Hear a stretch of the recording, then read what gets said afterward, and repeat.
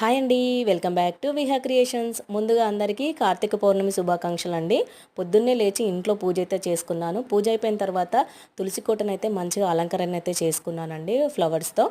మేమైతే ఇక్కడ ఉసిరికాయలు అండ్ 365 వత్తులు అయితే వెలిగించామండి. మా పాప కూడా మాతో పాటు మార్నింగే లేచేసింది. తనకు కూడా మంచిగా తలస్నానం చేయించి రెడీ చేశానండి. మేము వెలిగిస్తున్నప్పుడు కోతులు వచ్చాయి.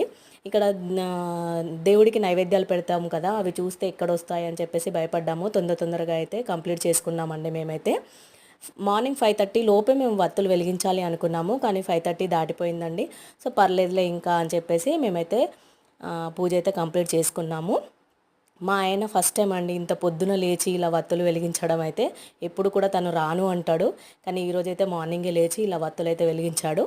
ఈ వీడియో కనుక మీకు నచ్చినట్టయితే లైక్ చేయండి, షేర్ చేయండి. మరిన్ని వీడియోస్ కోసం సబ్స్క్రైబ్ చేసుకోండి. Thank you for watching.